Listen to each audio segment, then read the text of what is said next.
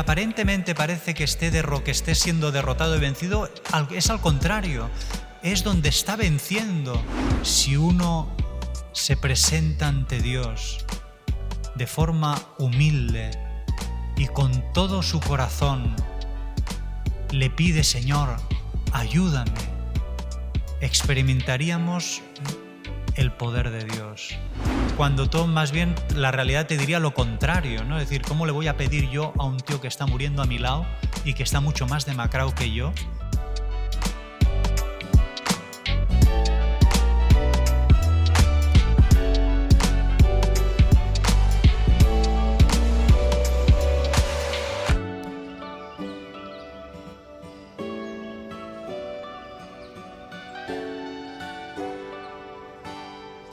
El Señor esté con vosotros. Lectura del Santo Evangelio según San Lucas.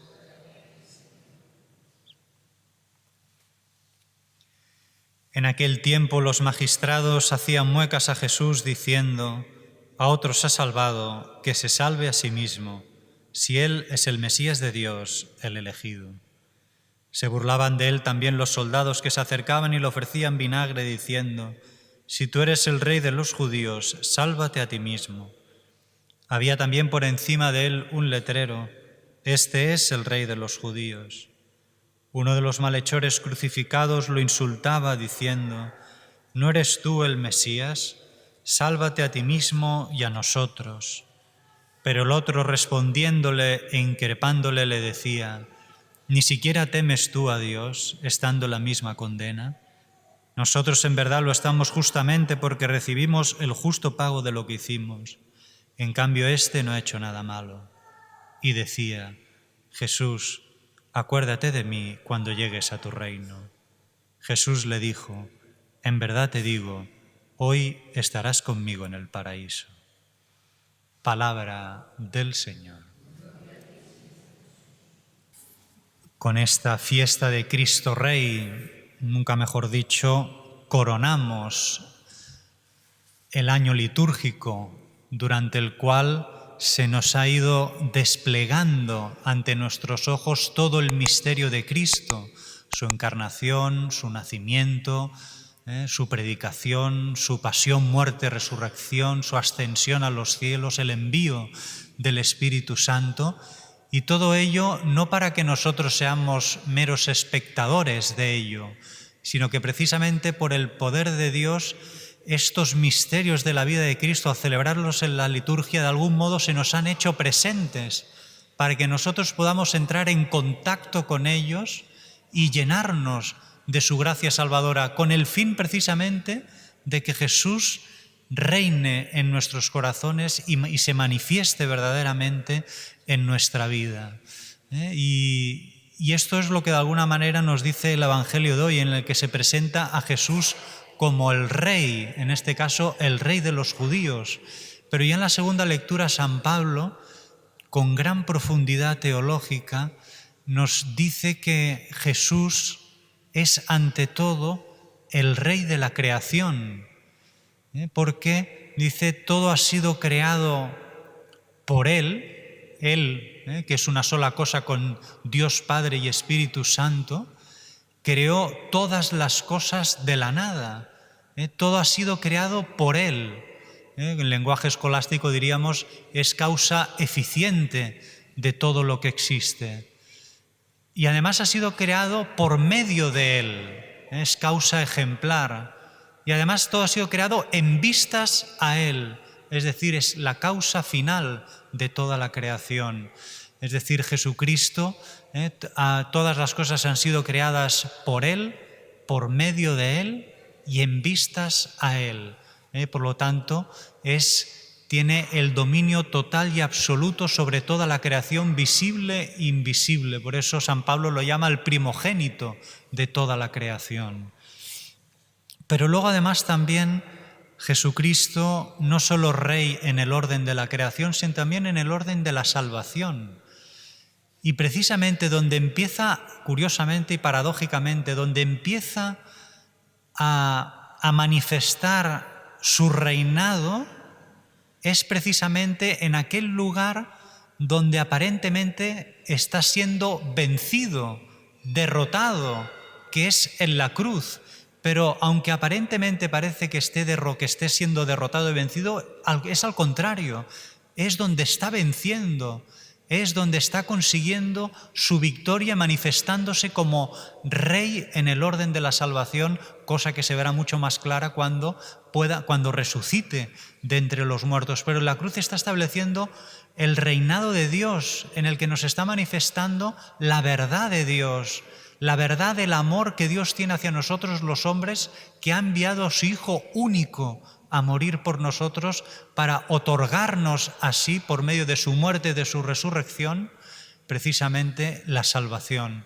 Y precisamente ahí en la cruz, cuando le dicen, sálvate a ti mismo, pero Jesús no quiere salvarse de la muerte, liberarse de la muerte, lo que quiere es adentrarse en la muerte para vencer la muerte y manifestar así su dominio ya no sobre la creación, sino también sobre el pecado, el sufrimiento y la muerte, resucitando de entre los muertos. Él tiene poder y dominio sobre la muerte y lo que pretende no es liberarse, salvarse de la muerte, sino precisamente es poderla experimentar en carne propia para luego poder desde dentro vencer a la muerte resucitando y manifestando así el poder de la vida contra la muerte, que contra él no tiene nada que hacer, ¿no? Por eso también San Pablo le llama, es el primogénito de entre los muertos, porque al resucitar vence a la muerte y nos incorpora con él a esa victoria suya sobre la muerte que nos tenía esclavizados por culpa del pecado original, ¿no? Pero también en nosotros un día, al final de los tiempos, se manifestará también que hemos participado de su resurrección, resucitándonos y venciendo también con él definitivamente a la muerte, ¿no? Por eso Jesucristo es Rey de la creación, es Rey de la salvación y también quiere que nosotros participemos de ese dominio, de esa realeza que él tiene, ¿no? Y por eso cuando en el letrero pone, ¿no?, Rey de los judíos, podríamos decir que no solo es Rey de los judíos, sino que su reinado sobrepasa los límites del pueblo de Israel y se extiende a todos los hombres, porque el poder de su resurrección llegará a todos los hombres de todos los tiempos que hayan acogido a Jesucristo. En este caso podemos decir que el letrero es verdadero en la manera en que es el Rey de los judíos del verdadero Israel, que son de aquellos que han acogido a Dios y a Jesucristo en sus vidas, ¿no? Y Él quiere que nosotros acojamos esta realeza, ese dominio suyo que Él tiene sobre la creación y sobre la muerte.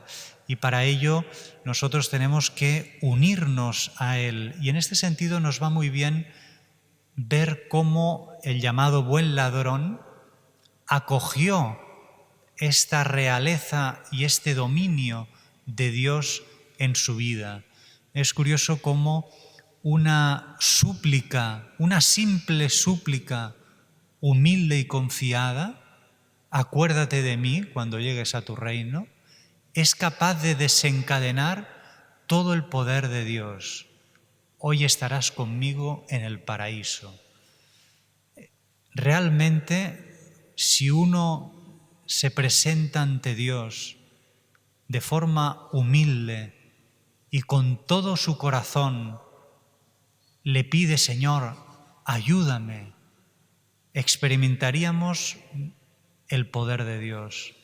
Uno podría pensar, ¿cuánto hace que yo de corazón y humildemente, con todo mi corazón, me he presentado ante el Señor y le he pedido humildemente alguna cosa? Porque a veces es verdad, rezamos y muchas veces y vamos a misa, y muchas veces rezamos oraciones, digamos, que ya sabemos de pequeños, pero ¿cuántas veces no lo hacemos realmente desde lo más profundo de nuestro corazón, con toda sencillez y humildad, pero con todo nuestro corazón? Es tan fácil hacer que Dios actúe en nuestra vida, solo con que le abramos nuestro corazón de forma sencilla y humilde y le pidamos de todo corazón. ¿no? Y con esto experimentaríamos de una manera mucho más fácil de lo que nos podemos imaginar el poder de Dios, la acción de Dios en nuestra vida. En ese sentido, el buen ladrón es un ejemplo, ¿no? Ejemplo de humildad. Acuérdate de mí. No le dice, te pido que, o mucho menos, te exijo que, simplemente acuérdate de mí, que es casi como no decir nada, pero que en el fondo se lo está diciendo todo. Acuérdate de mí, o sea, es tan humilde que no se atreve ni, por decirlo así, a pedirle a Dios. Simplemente es acuérdate de mí. Pero fijaros, aparte de la humildad, la fe que tiene el buen ladrón. O sea, con perdón de la expresión, pero, o sea, ¿cómo le pide, y que Dios me perdone la expresión, a un tío que está muriendo a mi lado, que está mucho más demacrado que yo, que se acuerde de mí cuando llegue a su reino? Es decir, él cree realmente que Jesús es rey. Acuérdate de mí cuando llegues a tu reino. Un tío que está muriendo como yo, a mi lado, y que además está más demacrado, muchísimo más por la pasión que lleva, que yo. Y reconoce en ese hombre al rey de la creación, al rey de la salvación. ¡Qué fe! Cuando todo, más bien, la realidad te diría lo contrario, ¿no? Es decir, ¿cómo le voy a pedir yo a un tío que está muriendo a mi lado y que está mucho más demacrado que yo, que se acuerde de mí cuando llegue a su reino? ¡Qué fe la del buen ladrón! Que ve en una persona totalmente demacrada por el sufrimiento, al Dios y hombre verdadero, Salvador del universo entero. Y la esperanza de que pueda entrar en ese reino. Y también caridad. Tiene fe, esperanza y caridad. Fe porque cree realmente, incluso aunque la apariencia diga todo lo contrario, que Él es rey. Tiene esperanza porque le pide entrar en su reino humildemente. Y tiene caridad porque le reprocha a su compañero ladrón que esté insultando e increpando a Jesús, porque entiende que Él es inocente. En cambio, ellos son culpables y están recibiendo el castigo que merecían por lo que habían hecho. Por lo tanto, ¿cómo nos enseña el buen ladrón a acoger el reinado de Dios en nuestra vida con humildad, con fe, esperanza y caridad? Así es como podremos acoger y participar de ese dominio, de esa realeza que Jesús tiene sobre toda la creación y el mundo entero, e introducirnos con Él en el reino de los cielos. Pues miremos a ver en qué ámbitos de nuestra vida todavía Dios no ha entrado, o incluso qué ámbitos de nuestra vida Dios ha entrado, pero no acaba de reinar del todo. Y hagámoslo para que toda nuestra vida sea un hosana al Hijo de David, un viva a Cristo Rey, como lo fue la vida de la Virgen. Oremos. Después de recibir al elemento de la inmortalidad, te pedimos, Señor, que quienes nos gloriamos de obedecer los mandatos de Cristo, Rey del universo, podamos vivir eternamente con Él en el reino del cielo. Él que vive y reina por los siglos de los siglos. El Señor esté con vosotros. La bendición de Dios Todopoderoso, Padre, Hijo y Espíritu Santo, descienda sobre vosotros. Podéis ir en paz.